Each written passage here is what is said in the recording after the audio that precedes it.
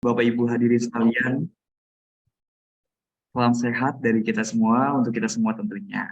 Alhamdulillah kita pada hari ini bisa berkumpul pada webinar potensi work from di Indonesia dan tentunya dalam keadaan sehat walaupun hanya melalui Zoom meeting pada hari ini. Yang terhormat, Bapak Asep Rohman STMT selaku Direktur Politeknik Energi dan Pertambangan Bandung. Yang terhormat kepada Bapak Insinyur Raden Suhran selaku penanggap. Yang terhormat, Bapak Insinyur Sabtanto Joko STMT selaku pembicara 1. Yang terhormat, Ibu Dr. Mon Imelda Hutabara selaku pembicara 2. Dan yang terhormat kepada seluruh hadirin sekalian, webinar Potensi Work From di Indonesia.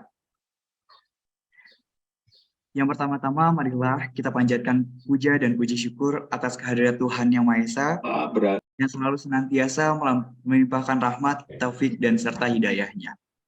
Sehingga pada kesempatan kali ini tentunya kita bisa berkumpul pada webinar pada hari ini. Dan izinkan saya untuk memperkenalkan terlebih dahulu, karena tak kenal maka tak sayang, dan apalagi saya seorang mahasiswa yang akan bekerja di industri pertambangan atau khususnya di metalurgi. Perkenalkan, nama saya Muhammad Ismatullah. Saya merupakan mahasiswa teknologi metalurgi angkatan 2022. Baik, mungkin sudah kenal lah ya. Selanjutnya saya akan membacakan susunan acara pada hari ini, yang tentunya yang pertama adalah dimulai dengan pembukaan, lalu selanjutnya akan ada sambutan, lalu akan dilanjutkan dengan pemaparan isi materi yang tentunya berhubungan dengan potensi-potensi Wolfram yang ada di Indonesia yang tentunya sudah ditemui oleh Ibu Melda dan juga oleh Bapak Sabtanto.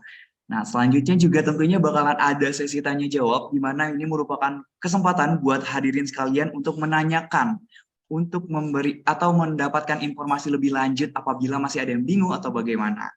Dan tentunya setelah itu bakalan ada penutup.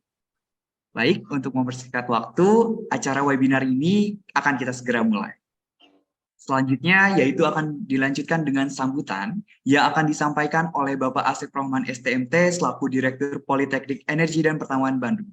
Kepada beliau, waktu dan tempat dipersilakan. Terima kasih, Simatullah. Yang saya hormati Pak Sukyar, Pak Sabtanto, Bu Imelda, Pak Parpal, teman-teman panitia, teman-teman mahasiswa, dan teman-teman dosen maupun sendik Politeknik Energi dan Pertambangan Bandung. Juga mungkin ada undangan atau peserta yang dari luar Politeknik Energi dan Pertambangan Bandung. Assalamualaikum warahmatullahi wabarakatuh. Waalaikumsalam warahmatullahi wabarakatuh. Sejahtera untuk kita semua. Ini senang sekali kita pada hari ini bisa bertemu bertatap muka di awal pekan untuk memulai pekan kita dengan sesuatu yang sangat bermanfaat, insya Allah. Terlebih juga alhamdulillah saya bisa bersilaturahmi lagi dengan Pak Sukyar. Pak Sukyar ini saya masuk ke SDM itu Pak Sukyar sudah dirjen rasanya ya, lupa saya. Karena kalau dari pengalamannya itu Pak Sukyar masuk ke SDM ketika saya masuk SD kayak. Jadi bisa dibayangkan saya masuk SD, Pak Sukyar masuk ke SDM. Jadi meskipun Pak Sukyar sekarang pakai baju merah, sebenarnya Pak Sukyar itu jauh lebih putih bajunya dibanding yang kita pakai sekarang. Jadi logo SDM itu saya yakin masih menancap dengan mantapnya di hati Pak Sukyar, saya rasa. Dan senang juga saya pada pagi hari ini bisa mengantarkan dosen-dosen PEP untuk memaparkan sesuatu yang saya rasa juga sangat penting. Tadi sudah dibahas, disinggung luar biasa oleh Pak Sukyar juga sedikit. Jadi di hulunya kita punya Pak Sab yang akan membahas tentang Wolfram, dan di hilirnya ini ada Bu Imelda. Jadi kita lengkapnya kita tuh seperti itu. Jadi hulunya ada, tengahnya ada, hilirnya ada. Jadi saya rasa nggak ada kampus yang bisa melakukan hal yang sama ya. Jadi kita harus bersyukur kita punya hulu sampai hilir yang saya rasa sangat kompeten di bidang itu.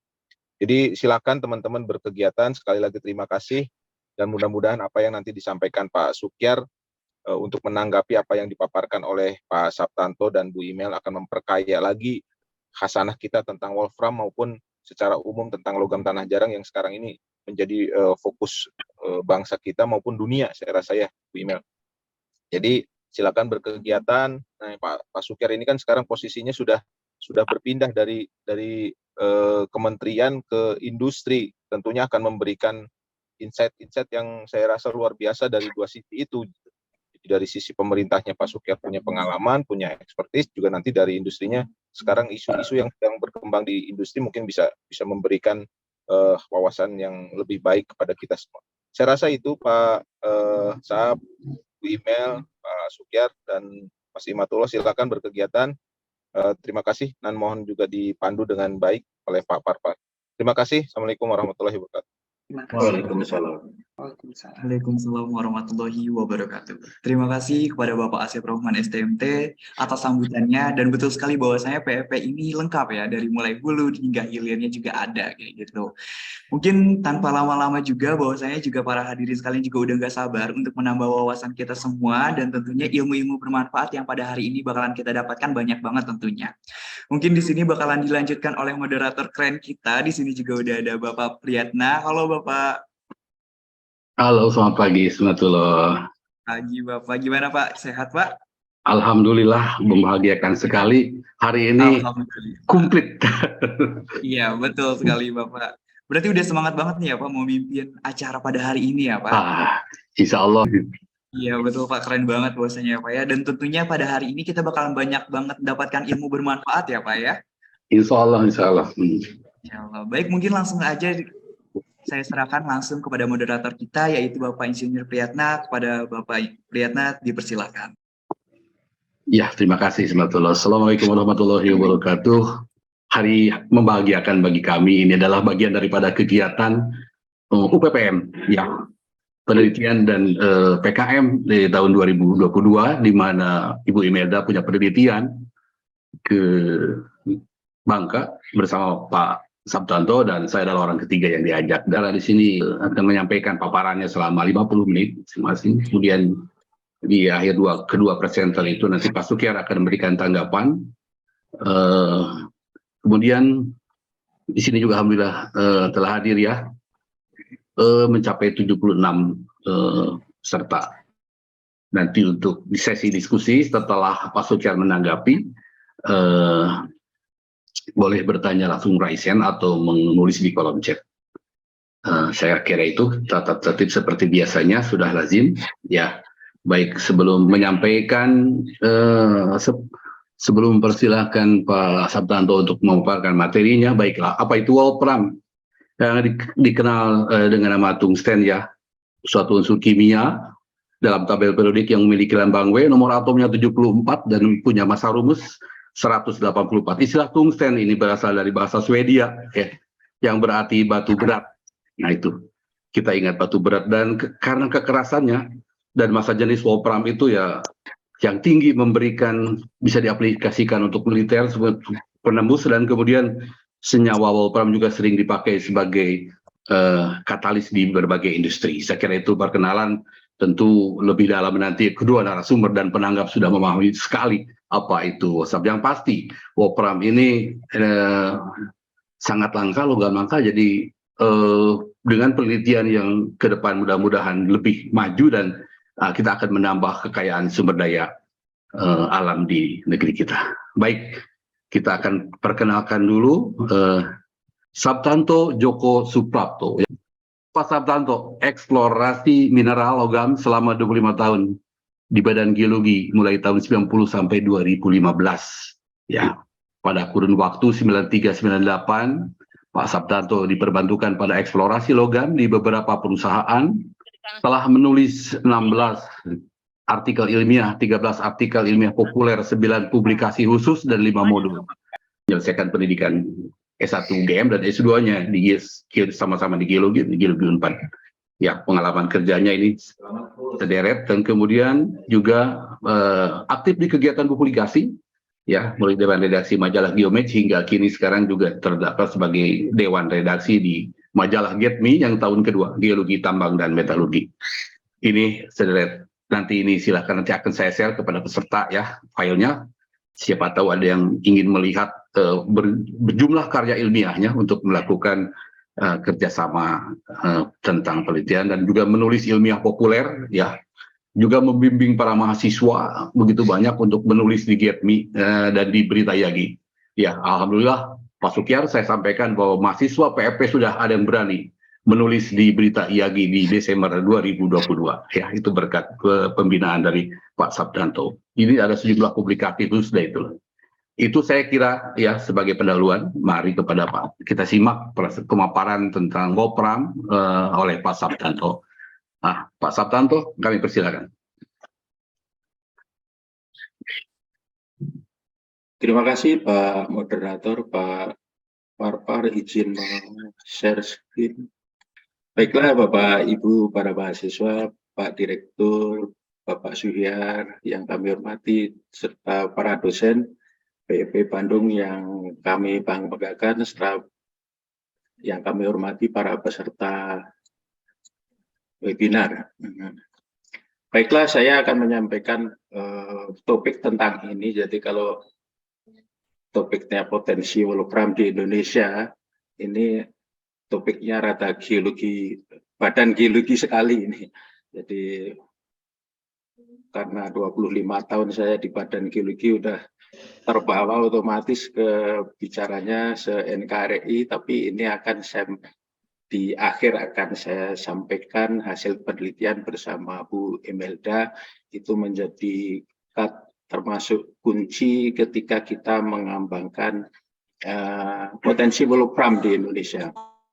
Studi kasusnya di Tobuali. Ini berkat bantuan juga dari PT Timah sehingga kita punya akses ke sana dengan waktu kita yang singkat, tetapi dibantu oleh kawan-kawan dari Timah bisa sampai ke lokasi dengan lancar. Nah ini tahun 2019 waktu pertama kali webinar dikenalkan, kita mencoba webinar di PEP Bandung itu, waktu itu saya ungkapkan kalimat ini. Jadi kepenasaran waktu itu akhirnya terjawab ketika kita melakukan penelitian tentang wolfram di Indonesia ini, karena faktanya di Buemelan itu saya baca tercatat pada tahun 1924 sampai 41 itu ada produksi wolframit di Singkep dan Pulau Belitung. Nah, sekarang kita lacak dan kebetulan dalam rangka untuk penelitian di Belitung ini saya membongkar-bongkar file lama yang ada di Badan Geologi. Kebetulan ternyata banyak file yang sangat berharga menunjukkan titik-titik lokasi harta karun kita yang terkait dengan wolframit ini. Nah, kalau kita lihat tungsten itu termasuk, kalau di Uni Eropa sih sudah menjadi kelompoknya critical raw material, dan di dunia ini kembali lagi Cina menjadi terbesar potensinya. Nah, tentunya kita penasaran di Cina geologinya seperti apa, apakah berbeda dengan Indonesia sehingga dia punya lebih besar. Tapi mudah-mudahan setelah kita sajikan nanti peluangnya sama, hanya kita belum pernah dikorek-korek apa yang ada di Indonesia ini. Di Cina merupakan produsen atau potensi terbesar wolframit dunia, tetapi aspek geologinya tidak beda jauh dengan kita. Mudah-mudahan kita juga punya prospek yang besar, potensi yang besar. Ini gambaran potensi wolframit yang ada di dunia. Jadi yang saya sampaikan ini sifatnya langsung mineralnya atau wolframit. Potensi yang ada di dunia ini yang terbesar yaitu di Cina ini. Jadi ini di Cina ini produsen atau penghasil wolframit terbesar di dunia, dan kita ingin lihat apakah di kita juga menerus ke kita potensi wolframit ini. Nah, ini yang sementara ini tercantum dikeluarkan oleh Badan Geologi, mineral-mineral yang ada di Indonesia. Wolframit saya kasih tanda tanya, di mana titik ditemukannya wolframit ini. Mudah-mudahan setelah webinar ini menjadi muncul ada di peta ini resmi bahwa wolframit di Indonesia ada titiknya dan potensinya sangat menjanjikan. Saya bermimpi kata wolframit ini tercantum di peta yang dikeluarkan oleh Badan Geologi ini. Nah, agak berteori sedikit tentang proses atau setting geologi untuk terbentuknya wolfram. Wolframit ini terbentuk pada lingkungan terbentuknya timah. Nah, ini dari sisi tektoniknya, timah itu terbentuk tektonik seperti ini. Terjadi proses tabrakan antar benua seperti ini. Nah, inilah yang membentuk selama ini daerah potensial terbentuknya timah. Nah, ini diperjelas lagi oleh Pak Setiawan Raharjo ini dari PT Timah juga, bahwa timah yang di sana itu proses interaksi antara tabrakan benua dengan benua menghasilkan granit tipe S yang selama ini menghasilkan timah, dan timah tersebut berasosiasi dengan logam wolfram atau wolframit. Dari proses tektonik itu yang terjadi seperti ini, terbentuk di Asia Tenggara itu ada 3 jalur atau sabuk timah yang terbentuk pada akhir Perm, itu terbentuk di bagian timur, kemudian dilanjutkan sampai ke Trias sampai awal Jura, ini posisinya seperti ini. Kemudian pada akhir Kapur, ini terbentuk 3 zona sabuk timah. Jadi ada pergeseran proses kolisi, tabrakan antar benua itu menghasilkan 3 jalur atau 3 sabuk timah atau 3 jalur granitoid yang menghasilkan timah. Nah, ini digambarkan seperti ini, disederhanakan seperti ini. Ada 3 jalur timah yang sebenarnya 3-tiganya ini sudah terbukti menghasilkan timah. Jadi 3 sabuk ini 3-tiganya prospek untuk terbentuknya timah. Nah, sabuk ini sampai kemana? Ini terbukti di Banten sana, di Gubah Bayah itu ada yang namanya tambang Cirotan, itu di situ biji emas tetapi ada polimetalik dan kasiterit dan wolframit. Ini ditulis ada di Jurnal Geokimia dalam rangka memperingati 50 tahun Indonesia Merdeka, itu oleh penulisnya diperkirakan sabuk ini sampai di bawah Gubah Banten sana. Menjadi batuan dasar yang kemungkinan berada di bawah terbentuknya tambang Cirotan ini, sehingga mau membawa ke atas ada kasiterit dan wolframit. Nah, ini kemungkinan sabuk ini bisa jadi sampai ke bawah Pulau Jawa sana. Ini dari aspek tektonik atau dari aspek sabuk atau jalur granitoidnya. Jadi ada kemungkinan sampai di bawah Banten sana, tidak berhenti di sini. Kemudian untuk pulau yang lain bagaimana, nanti kita lihat data-data yang ada. Ini contohnya yang tadi saya singgung di Cirotan ini sampelnya tadi, ini sampelnya ada di lab PEP Bandung, sampel dari Cirotan ini, tapi udah lama tutup tambang ini. Nah, ini lokasinya terbentuknya titik-titik lokasi emas, tetapi di situ ada kandungan kasiterit. Ini lubang tambangnya. Nah, lokasinya di sini. Nah, jadi ada kemungkinan sabuk timah itu granitoidnya menerus sampai di bawah Banten sana. Nah, ini yang diilustrasikan oleh Pak Setiawan Raharjo ini dari PT Timah juga, dari tabrakan antar lempeng tadi yang awalnya juga ada faktor oseanik tadi, sehingga terbentuk ada kasiterit atau granit tipe S, granit tipe I, dan di Bangka Belitung itu juga ada ultra basanya. Jadi tidak hanya batuan granitoid, tetapi di sana terdapat juga batuan ultrabasa yang akan mewarnai biji yang terbentuk di jalur tersebut. Nah, ini sepintas memperlihatkan apa yang akan dijumpai di daerah di deposit timah. Nah, ini termasuk logam di timah ini termasuk logam yang mempunyai mineral ikutan luar biasa banyak. Kalau emas hanya dengan perak misalnya, deposit tembaga ada AU, AG, dan untuk timah ini banyak sekali mineral ikutan yang bisa kita dapatkan dari satu sistem mineralisasi yang di sini saya cantumkan, yaitu ada wolfram. Jadi SN ini selain REE ada wolfram, ada uranium, thorium, dan lain-lain. Ada rutil, ada ilmenit, ini merupakan titan, ada silikon, dan lainnya. Ini salah satu deposit logam, deposit logam yang mineral ikutannya luar biasa, macam-macam. Ini model dari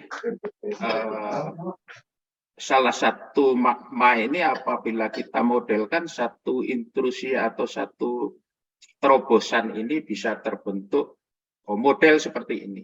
Tapi maksud saya tidak terjadi hanya satu terobosan, bisa jadi berulang-ulang, tetapi kita sederhanakan modelnya seperti ini menurut Piracino 2009. Ini modelnya. Dan yang kita dapatkan di negara Cina tadi tipenya adalah ini. Tipenya berupa urat timah dan wolframit. Jadi wolframit yang ada di dunia ini cenderung terbentuk pada tipe urat SN dan urat W yang kita jumpai nanti akan kita dapatkan data-data di Indonesia. Jadi selain ini ada gration yang menghasilkan timah dan lain-lain, tetapi untuk kasiterit dan wolframit yang kita jumpai di beberapa lokasi di Indonesia cenderung membentuk tipe urat ini yang potensial untuk dikembangkan. Ini contohnya di negara Cina yang tadi terbesar di dunia tadi, bijinya adalah potensial yang dikembangkan adalah urat-urat seperti ini. Ini skala 400, dari sini 400, jadi dalam 400 meter kita bisa dapatkan urat yang demikian rapat. Jadi sedikit berbeda dengan di model emas, kemudian sedikit beda juga dengan di porphyry copper. Ini urat-uratnya demikian rapatnya, tetapi tentunya tidak setebal urat kuarsa yang di Mas Gosowong sana. Ini yang kita jumpai di jalur timah tidak sampai puluhan meter, tapi itu data yang sementara kita dapatkan. Jadi inilah produsen wolframit terbesar dunia, tipenya seperti ini berupa urat. Jadi terbentuk di tepian-tepian granit. Jadi seperti ini ada terbentuk di tepian-tepian granit. Kalau nanti kita ada granit, carinya ya di tepiannya untuk mendapatkan urat-urat dari wolframit. Nah, ini masuk ke sini yang pernah saya ungkap pada 19 ini, di Belitung dan Singkep ini produsen wolframit yang tercatat antara 24 sampai tahun 41. Nah, ini tipenya juga urat. Ini kalau bagi generasi Pak Suhyar mungkin cukup populer Bukit Tumang ini karena era-era tahun 80-an, 70-an itu kejayaannya timah, sehingga ketika saya bongkar data timah itu ternyata luar biasa banyak yang dan udah detail itu. Nah, ini yang disingkep ketika waktu ada restrukturisasi timah. Singkep ini termasuk yang ditutup, ini industri washing plant-nya. Ini bisa kelihatan bahwa ini bangunan kuno, ada bahasa Belanda peringatannya di gardu listriknya, tulisan Arab atau tulisan Cina, berarti waktu itu pekerjanya ada yang dari Cina. Masuk ke Bukit Tumang ini yang cukup bagi teman-teman dari timah dulu mungkin ini cukup bukit yang cukup populer juga, Bukit Tumang. Ini granit yang di sana, kita ke sana tahun 2008. Ini bisa kita lihat, ini bekas tambang timah. Apa yang ditambang adalah pelapukannya ini. Jadi tanah residu ini ada seperti ada apa jenjang-jenjang atau teras ini sebenarnya ini bersih seperti ini karena ditambang saat itu. Jadi ketika ada penambangan timah di sini, ini termasuk tanah residunya ini termasuk yang ditambang. Nah, ini dari yang di granit ini, di samping granit ini bisa kita lihat ada urat-urat kuarsa yang mengandung timah dan mengandung wolframit. Ini di Bukit Tumang, masih di Bukit Tumang tempat yang sama. Bisa kita lihat di sini, dari samping ini bisa kita lihat ada urat-urat yang banyak sekali dan uratnya itu tidak tebal. Jadi ada puluhan sentimeter, tetapi jaraknya relatif berdekatan. Tadi yang di Cina tadi 400 meter ada dijumpai beberapa urat. Nah, ini mirip. Jadi ada zona-zona urat ini yang menghasilkan ini. Jadi merupakan urat SN dan W, ada urat mineral-mineral yang lain lagi, jadi disebut urat polimetalik karena komposisi mineralnya ada beragam. Nah, ini yang dimodelkan oleh ini Schwartz dan kawan-kawan, ada dari Badan Geologi juga termasuk salah satu penulis ini. Jadi dari sini tererosi, di sini menghasilkan koluvial yang kaya akan timah dan lain-lain. Jadi di sini kecil karena memang uratnya mengarah ke sana. Jadi yang tadi tanahnya ditambang tadi memang bagian dari lereng ini yang karena di sini ada urat-urat, zona ini menjadi kaya tanah residunya kaya timah dan wolframit. Nah, ini setelah menjadi endapan aluvial, ini menjadi tambang aluvial, tambang timah yang berupa tambang aluvial. Nah, ini bekas tambangnya, bekas tambang yang sudah ditinggalkan karena disingkap, termasuk yang dilepas oleh PT Timah saat itu. Ini oleh masyarakat, koluvial dan tanah-tanah residu atau tanah aluvial ini kembali dibongkar untuk ditambang kembali. Aktivitas para penambang tadi. Nah, tadi di sini ada banyak urat kuarsanya banyak kita jumpai di sini, di lereng-lereng ini banyak kita jumpai fragmen-fragmen urat kuarsa yang tentu saja mengandung timah dan ikutannya. Ini lokasi Bukit Tumang tadi.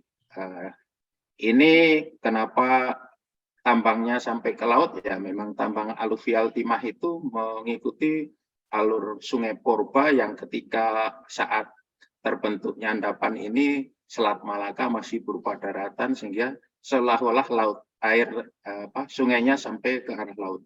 Ini Bukit Tumang.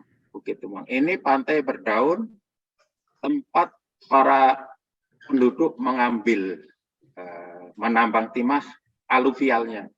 Nah, perlu kita lihat ini fragmen-fragmen dari urat tadi terbawa hanyut sampai ke pantai, ke laut. Ini di tengah laut para penambang juga ini mengambil pasir kuarsanya, tetapi fragmen-fragmennya juga diambil. Untuk apa? Nah, ini diperjualbelikan juga, diperdagangkan fragmen-fragmen kuarsa yang dari pantai tadi diambil, ditumpuk di sini, nanti akan ada datang pengepul, pedagang pengepul. Jadi akan diolah kandungan uratnya tadi. Nah, masuk ke sini.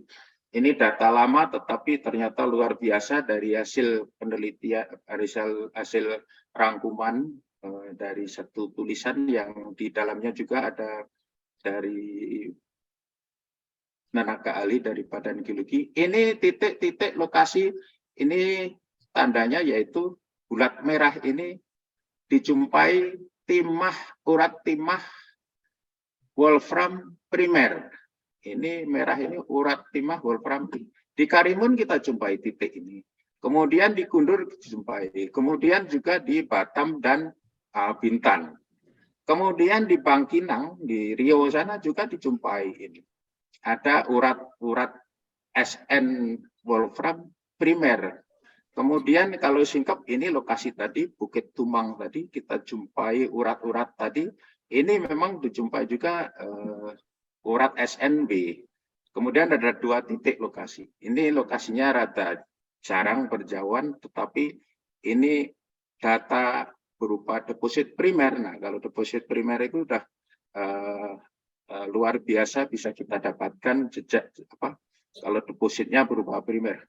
Nah, titik-titik yang diplot di lokasi di Bangka ternyata jauh lebih banyak keterdapatannya urat atau deposit primer dari SN dan wolfram. Nah, ini cukup mengejutkan juga bagi saya, ternyata titiknya luar biasa rapat. Kemudian di Belitung juga kita jumpai titik-titik lokasi dijumpainya urat-urat SN dan W. Urat-urat primer, urat-urat deposit primer dari timah dan wolfram.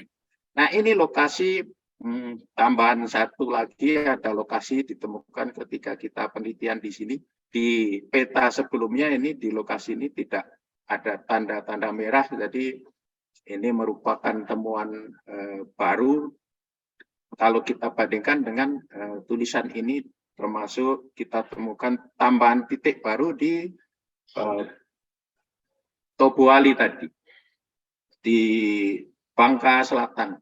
Nah, kalau disimpulkan atau dirangkum dari seluruh yang ada di Asia Tenggara tadi, tipe yang utama adalah tipe urat. Nah, ini tentunya penting ketika kita bicara tentang tipe ini. Tipe urat itu mempunyai sebaran sempit, permukaannya sempit, sehingga kalau tipenya dominan urat nanti akan relatif kecil dijumpai di tipe aluvial. Seperti kita misalnya selama ini mungkin lebih familiar dengan emas. Kalau emasnya urat, nah biasanya aluvialnya kurang berkembang. Berbeda kalau tipe emasnya disseminated seperti yang di Gunung Pani, di Kelian, tip permukaan yang tererosi luas sehingga potensial membentuk endapan-endapan aluvial. Nah, berbeda dengan yang tipenya urat, cenderung membentuk endapan aluvial relatif sedikit dibandingkan yang tipenya biji primernya berupa disseminated. Nah, ini SN dan W ini cenderung tipe primernya berupa urat. Nah, ini menjadi pertimbangan kita ketika nanti akan berburu wolfram. Kita akan lebih fokus ke, kalau primer ya ke arah urat, apa yang kita jumpai banyak urat. Kalau yang aluvial kemungkinan kita jumpai relatif sedikit karena permukaan yang tererosi relatif sempit kalau berupa urat. Nah, masuk ke Sumatera. Ini data geokimia yang dikerjakan kawan-kawan di Badan Geologi tahun 75 sampai 93. Data lama tapi bisa menggambarkan bahwa tadi di sini ada sabuk timah. Ini peta SN, sebaran unsur SN yang ada di Sumatera. Ini terkonfirmasi di daerah Hatapang, di daerah Bangkinang, daerah Pegunungan 30 ini merupakan tempat terdapatnya timah. Nah, kembali ke yang kurva atau grafik depan tadi, ketika ada timah potensial terdapat juga wolfram atau wolframit. Nah, ini kalau di sini mungkin tidak ada ya, ini karena di sekitar Toba mungkin terendap atau tertutup oleh endapan letusan Toba, tapi bukannya tidak mungkin di bawah sini ada anomali juga. Nah, ini jalur-jalur yang di Sumatera ini terbukti pada lokasi yang ada anomali SN, ini anomali geokimia SN, ini terbukti ada timah, ada wolframit. Ini di 3 lokasi yaitu Hatapang, Bangkinang, dan Pegunungan 30. Ini datanya yang di Hatapang. Kembali bentuknya berupa urat tadi, urat wolframit, jadi urat SN mengandung urat timah, mengandung wolframit juga. Ini kita jumpai di tepian-tepiannya granit, jadi seperti modelnya tadi terbentuk di tepi-tepi granit. tidak di dalam, ya cenderung di tepiannya granit. Nah, ini tipe yang ketemu di Hatapang. Umumnya berupa urat, jadi berupa urat-urat yang kita jumpai berupa urat-urat terkonfirmasi yang di tulisan sebelumnya tadi di Asia Tenggara tubuhan urat. Nah, ini hasil penelitian dari Badan Geologi juga, ini berupa urat. Nah, ini di Pegunungan 30. Gunungan 30 ini hasil penelitian tahun 8991 ketika saya baru masuk PNS waktu itu. Ini ketemu juga berupa tipe urat. Jadi yang di Hatapang tapi di utara, kemudian di selatannya ini ada ketemu juga deposit timah dan wolfram di Pegunungan 30. Gunungan 30 ini Hatapang. Kemudian Bangkinang ini juga ada, tadi mungkin kelewat. Nah, ini ada Bangkinang. Bangkinang juga ada urat SN dan W. Jadi terkonfirmasi semua deposit daerah anomali ini merupakan daerah depositnya timah dan wolframit. Kita masuk ke ini juga hasil analisis geokimia di daerah Solok ini. Ini agak ke barat lagi. Ada asosiasi ini yang biasanya juga merupakan, ini ada SN, REE, uranium, thorium, tapi kebetulan tidak ketemu wolfram. Kita maklumi karena ini sampel endapan sungai. Tadi saya sebutkan ketika tipe urat itu sering kita sulit jumpai ada terbawa di stream sedimen. Nah, ini lebih ke barat lagi. Jadi menjadi tanda tanya besar kita, granitoid penghasil timah ini di Sumatera, bisa jadi di bawah Bukit Barisan sana ada jalurnya juga hanya oleh endapan vulkanik muda tertutup sehingga selama ini kita tidak jumpai singkapannya. Nah, masuk ke Kalimantan. Kalimantan itu sangat menarik karena apa? Kalimantan itu ketika berumur pada masa ini 193 sampai 251 juta tahun lalu, ketika granitoid atau sabuk timah tadi terbentuk. Jadi ketika sabuk timah tadi atau granit yang menghasilkan timah tadi terbentuk, posisi Kalimantan masih seperti ini. Posisi Kalimantan sekarang seperti ini. Jadi apakah tidak mungkin sabuk timah tadi atau jalur granit tadi sebenarnya mengarah ke sini? Karena posisi Kalimantan, posisi di sini, kemudian ini 0 derajat, jadi masih di utara sana. Posisinya, jadi ada pergerakan pergeseran Kalimantan ini yang saya curiga bisa jadi sabuk timah ini menerus sampai ke Kalimantan Timur atau Kalimantan Utara sana. Karena apa kita jumpai ya di Kalimantan Barat udah terbukti ada tambang timah. Nah, di Kalimantan Utara kita punya data yang mengindikasikan atau menunjukkan ada SN dan W. Jadi kalau di sini ada, apakah tidak mungkin ini sebenarnya ya memang jalurnya. Nah, kalau kita sekarang bicara tentang zirkon di daerah sini, kemudian bicara ilmenit, ini kan tambang-tambang rakyat mencari zirkon ada di antara ini. Di Kalimantan Selatan, Kalimantan Barat sampai Kalimantan Selatan, Kalimantan Tengah, itu kan orang mencari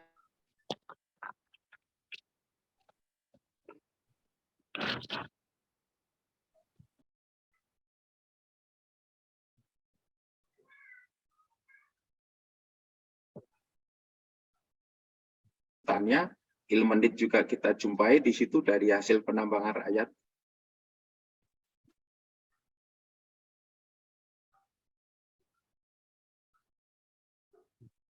Suaranya hilang ya?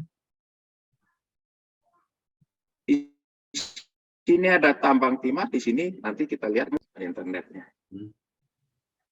Nah,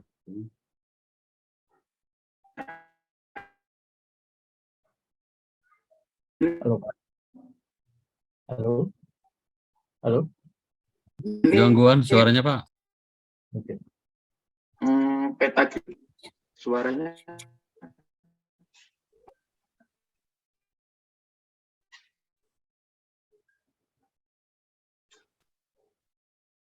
Suaranya Belum. putus-putus ya.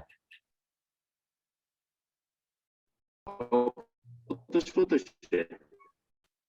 Di ini, nah, mudah-mudahan suaranya terdengar. Jadi Jelas, Pak. ini hasil dari, ya gimana Pak Sip? Pak, Sudah jelas. Oh ya, ini pekerjaan dari tahun 79 sampai 82 ini luar biasa. Ini korban satu nyawa hanyut. Pak Syarif Hidayat namanya. Nah, ini dari survei para sesepuh ini, kalau saya lihat ini luar biasa dan gila, ini ketemu data seperti ini. Daerahnya sangat terpencil, daerah remote ketika itu tahun 79 sampai 82. Di sini udah ketemu indikasi silite. Silite adalah salah satu jenis mineral wolfram. Kemudian di sini ketemu timah. Ini daerah remote dan terbukti. Ini dari data geokimia endapan sungai. Wolframnya ada di Kalimantan Timur, kalau sekarang mungkin udah Kalimantan Utara. Wolfram ini jadi unsur wolfram hasil penyelidikan endapan sungai 79 sampai 82 ini waktu itu kerjasama dengan BRGM. Kemudian SN-nya juga ada ini di daerah ini. Kalau teman-teman familiar sekali dengan lokasi Segah ini. Kemudian AL23, kemudian apa ini? ANB, ada NB. Nah, ini termasuk mineral-mineral yang atau unsur-unsur yang berasosiasi dengan timah. Jadi kalau kita lihat ini terbukti bahwa udah macet.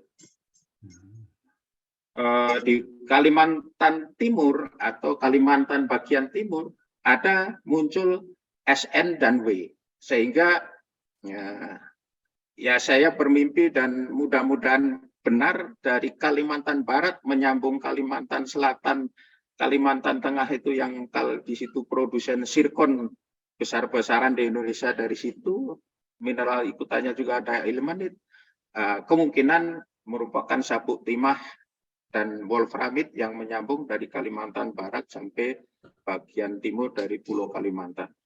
Nah, ini masuk ke penelitian bersama Bu Imelda dan kawan-kawan dosen yang lain ketika tahun 2021 kita ke Tobuali, diantar dibantu dari timah untuk ke sana. Kemudian 2022 kita ke sana lagi mengambil sampel untuk bisa yang lebih banyak lagi untuk diproses oleh Bu Imelda, penelitiannya Bu Imelda.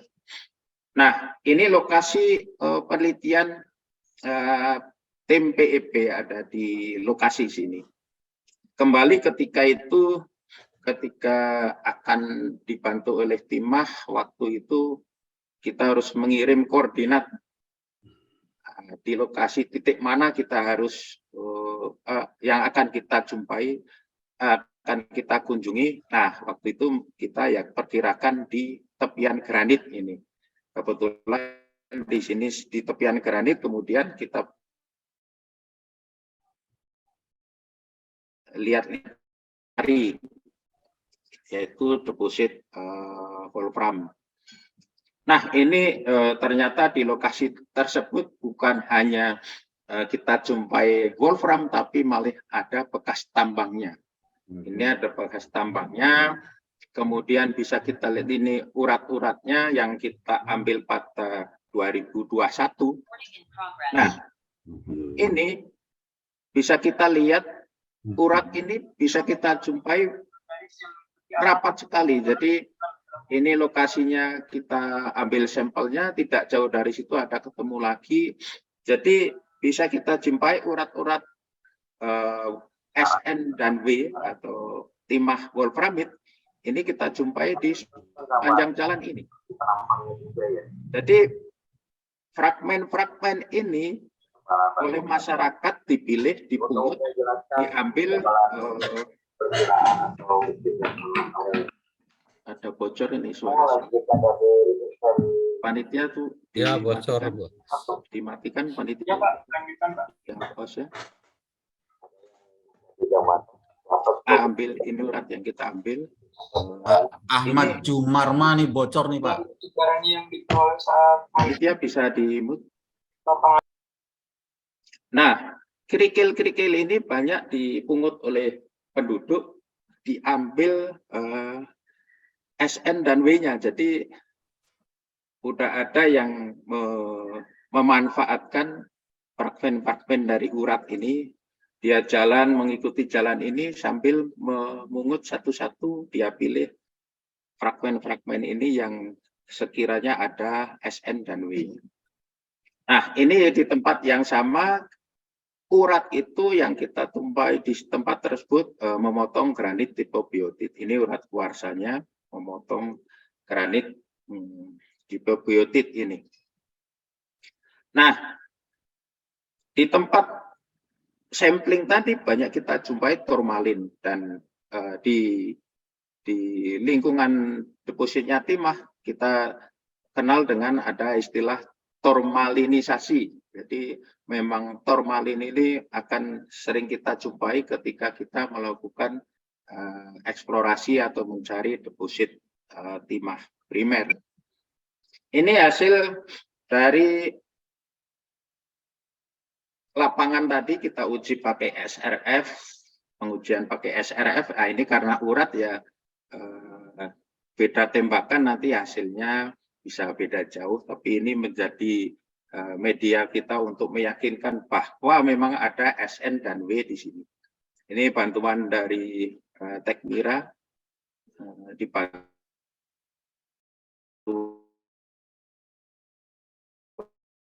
waktu itu Pak Asep Baktiar untuk menguji kandungan urat yang ada di sini yang kita bawa dari titik lokasi di lapangan tadi. Hasilnya seperti ini. Jadi tentunya bisa jadi berbeda dengan yang dianalisis oleh Bu Imelda karena ada proses homogenisasi, tapi ini dari aspek eksplorasi ingin membuktikan ada apa saja di urat tersebut. Nah, ini SN-nya ada 0,8%. Ya, ini berarti 8.000 ppm, tungstennya atau wolframnya juga 8.000 ppm lebih. Nah, di sini ada besi lebih dari 13%, kemudian suhunya juga tinggi, kemudian di sini ada arsen, ada unsur-unsur lain yang cukup mengejutkan juga ada.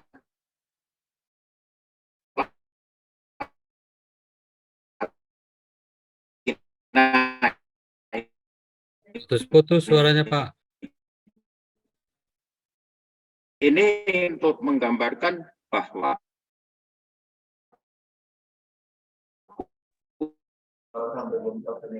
Suara Pak Sabdan putus-putus ya. adalah urat tadi adalah urat polimetalik. Jadi tidak hanya SN atau W, tetapi ada sulfida-sulfida yang lain. Nah, ini penting sekali, perlu kita ketahui bahwa urat yang tadi di Bukit Tumang, di Singkep itu polimetalik, di Tobuali ini juga ketemu tipe urat yang polimetalik. Nah, ini dari penduduk itu mengambil, jadi ini memungut, jadi mengikuti jalan, mengikuti tebing, memilih atau memungut gravel-gravel ini, kemudian dia hancurkan, diambil SN dan W-nya. Jadi sudah dimanfaatkan. Artinya apa? Ketika penduduk aja berjalan-jalan situ sambil memungut gravel yang mengandung SN dan mengandung W, kemungkinan besar di situ banyak dijumpai urat-urat. Hanya masalahnya memang kawasan tersebut adalah kawasan hutan yang tentu saja pihak PT Timah tidak bisa statusnya udah di luar iupnya. Ini yang kita jumpai di urat tadi, mengandung silite. Kalau wolframit itu mengandung Fe, kalau ini di silite ini tidak mengandung unsur Fe. Ini perlu kami sampaikan bahwa ciri khas dari silite ini cukup mudah dikenali, yaitu ketika kita sinari menggunakan sinar ultraviolet itu akan berbendar seperti itu. Warna aslinya tidak biru, tetapi ketika kita sinari dengan ultraviolet menghasilkan warna biru muda ini. Ini saya coba, mudah-mudahan bisa jalan.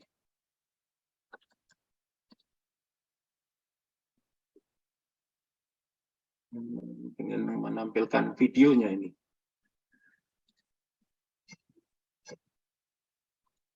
Dimundurkan dulu ya. Dimundurkan dulu. Itu. Nah itu bisa dimundur. Kok tanda ininya panahnya nggak ada ya?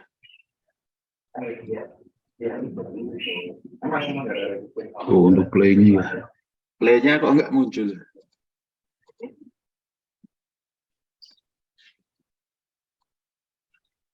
Nanti kalau panitia bisa menyampaikan gimana, Mas?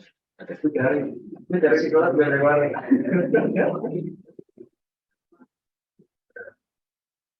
Nggak bisa ya.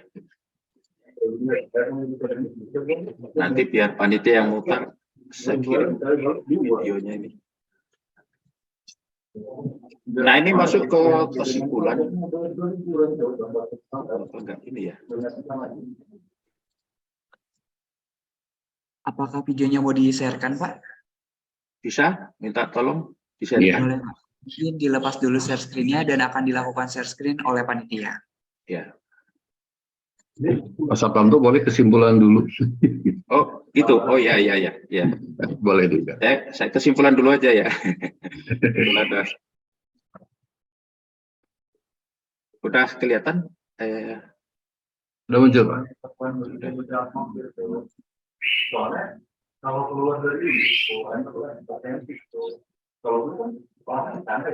Nah, kesimpulan.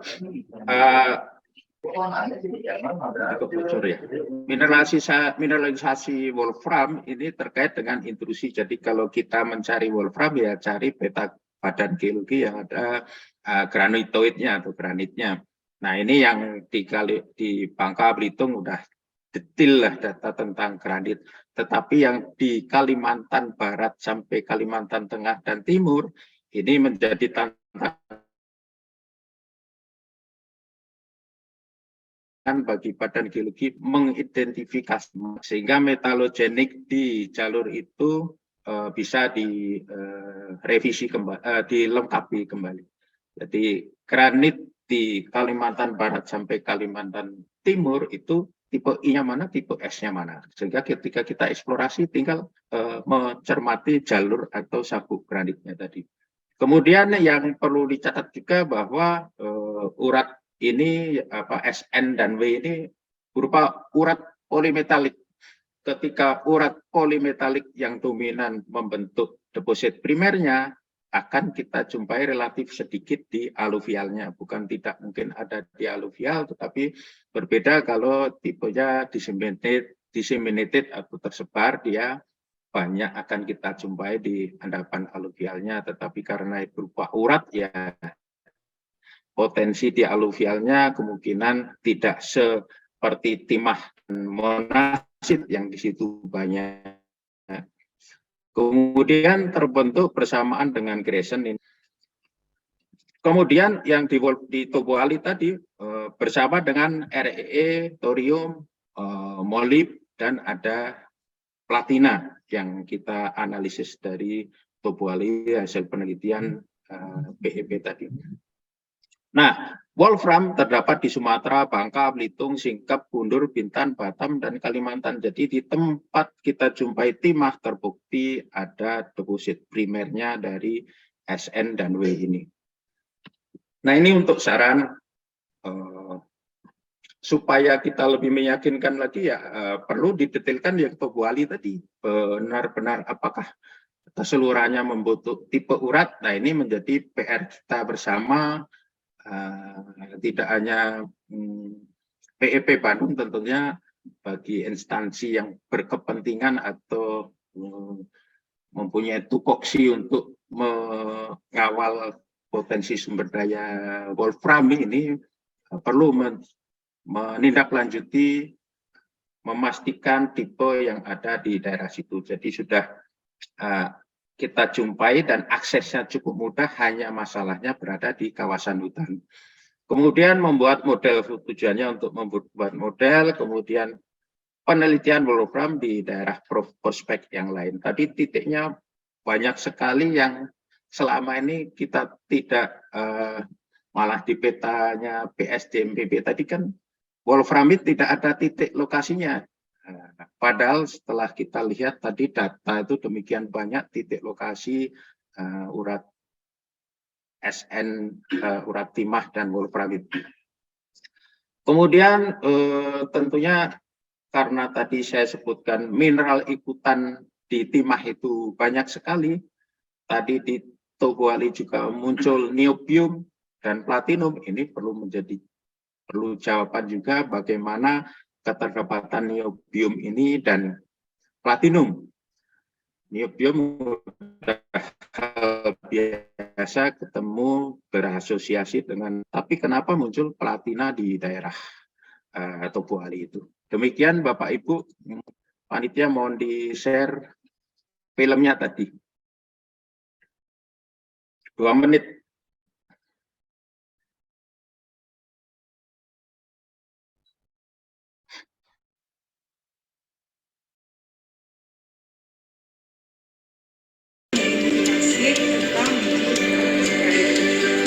Biar tidak tahu nih apa aja mineral di dalam kita, kan dia masih posisi terang. Jika dia mengandung silaid, nanti akan ada warna berpedar saat lampunya padam. Coba tolong dipadamkan lampunya dengan menggunakan bantuan sinar ultraviolet. Maka jika terdapat warna yang berpedar pada layar, itu teridentifikasi terdapat mineral silaid. Nah, di sebelah sini dapat terlihat warna berpedar. Lalu di sini sedikit terlihat. Dan jika dinyalakan kembali,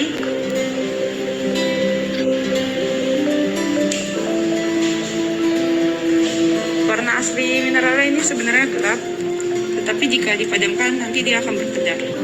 Berarti terbukti pada biji urat kasiterit ini kami telah menemukan mineral silaid.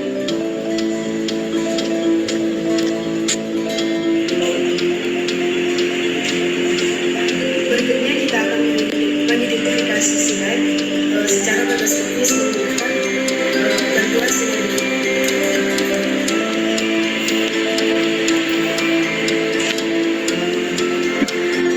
Menggunakan sinar UV, silaidnya akan terlihat terbenam seperti ini, lalu seperti ini. Nah, jika tidak menggunakan sinar UV, warnanya hitam, tapi jika menggunakan sinar UV, warnanya akan hitam.